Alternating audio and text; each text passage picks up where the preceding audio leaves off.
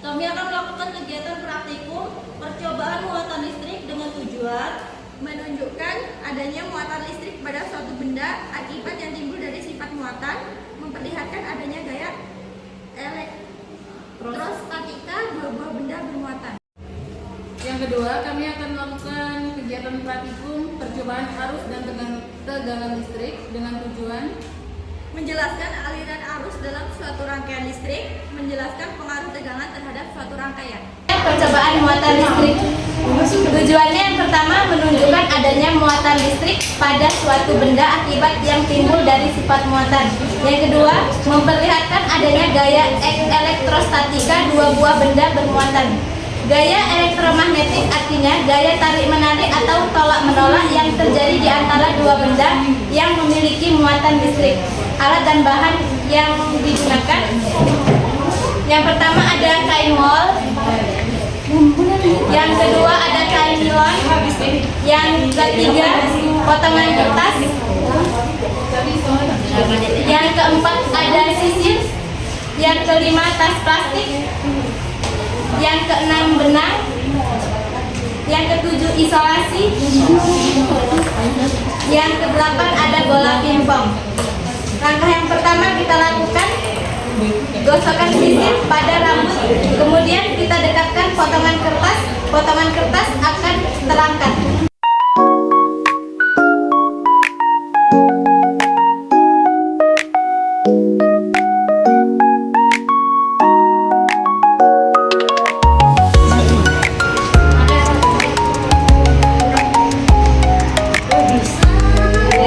bisa ya guys. Berarti muatan listrik pada sisir yang digosok tertarik itu nyata ya. Terus yang kedua, menggosok-gosokkan plastik ke celana atau ke baju lalu kita dekatkan ke bola pingpong.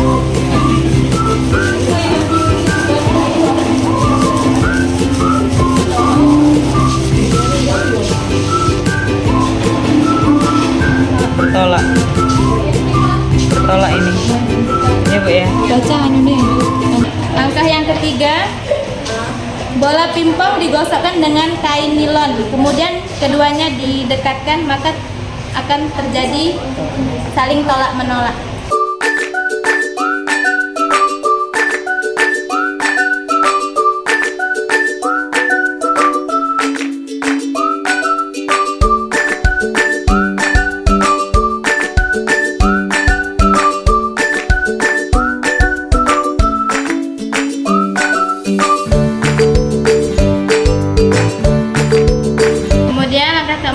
Kita gosok-gosok bola pingpong menggunakan kain nilon dan plastik, kemudian kedua bola pingpong kita dekatkan, maka yang terjadi adalah saling tarik-menarik.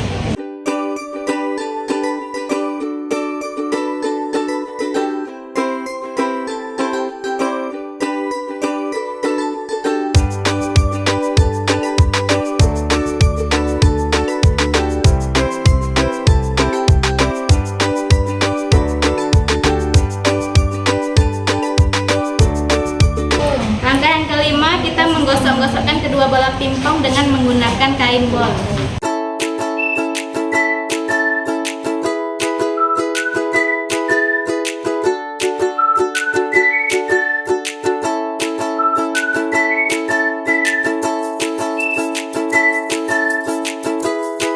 Ya, yang terjadi bola pingpong didekatkan menjadi saling tolak menolak ya. Ini tidak bersentuhan. Langkah keenam, kita gosok-gosokkan bola pingpong dengan menggunakan kain nilon dan kain wol. Maka yang terjadi bola pingpong akan saling tarik-menarik.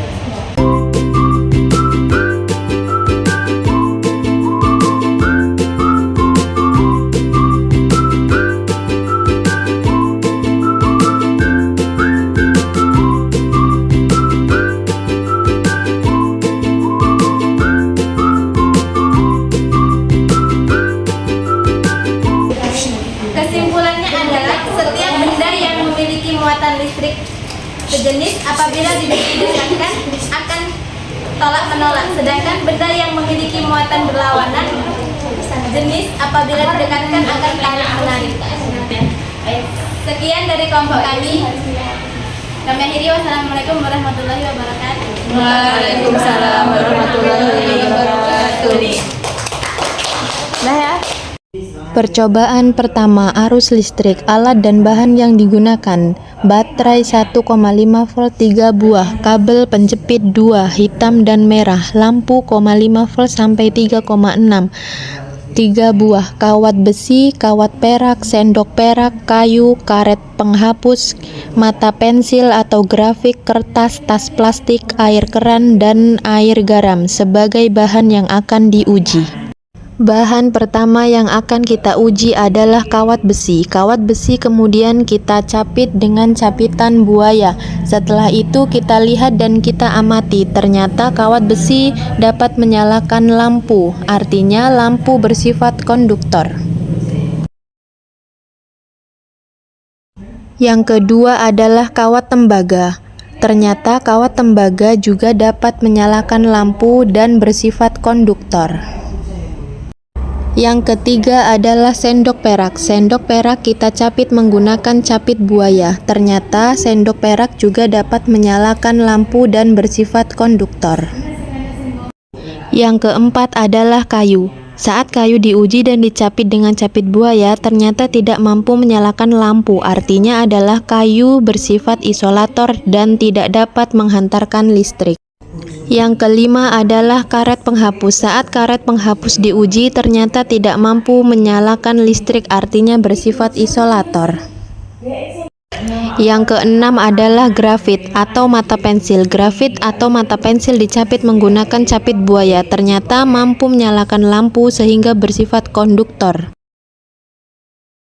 Yang ketujuh adalah kertas. Kertas dicapit dengan capitan buaya. Ternyata kertas tidak dapat menyalakan lampu, artinya bersifat isolator.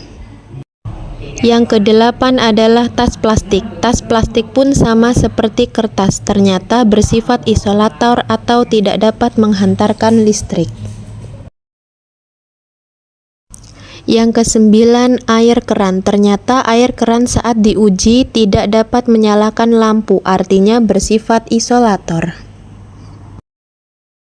Dan yang terakhir kita uji adalah air garam. Saat air garam diuji, ternyata air garam mampu menyalakan lampu, artinya bersifat konduktor. Percobaan kedua, tegangan listrik. Pada percobaan pertama, di mana kedua buah kabel diletakkan pada kutub positif saja, artinya adalah tidak ada tegangan listrik sehingga pada rangkaian tersebut lampu tidak menyala. Pada rangkaian kedua, saat kutub positif dan kutub negatif disambungkan, ternyata lampu dapat menyala dengan redup karena sumber tegangan yang dihasilkan oleh baterai yang hanya memiliki kapasitas 1,5 volt, sedangkan lampu yang digunakan memiliki tegangan 2,5 volt. Hal ini berarti daya baterai kurang cukup untuk menyalakan lampu dengan kondisi yang terang. Pada rangkaian yang ketiga, baterai ditambahkan satu buah kemudian susun secara seri. Ternyata lampu dapat menyala terang karena baterai yang dirangkai secara seri akan menghasilkan tegangan yang lebih besar menjadi 3 volt sehingga cukup untuk menyalakan lampu sebesar 2,5 volt. Pada rangkaian yang keempat ditambahkan lagi satu baterai. Ternyata lampu menyala sangat terang karena 3 buah baterai yang dirangkai secara seri akan menghasilkan tenaga yang lebih besar menjadi 4,5 volt sehingga melebihi kapasitas yang dibutuhkan lampu agar menyala terang. Kesimpulan, benda-benda yang dapat menghantarkan listrik disebut dengan konduktor, sedangkan benda yang tidak dapat menghantarkan listrik disebut dengan isolator. Berdasarkan hasil pengamatan kawat besi, kawat tembaga, sendok perak, grafit, dan air garam merupakan konduktor, kayu, karet, penghapus, kertas, tas plastik, dan air keran merupakan isolator. Selain itu, pada percobaan tegangan listrik, baterai yang dirangkai seri akan menambah tegangan menjadi lebih besar. Semakin besar tegangan baterai, maka semakin besar energi yang dialirkan ke lampu.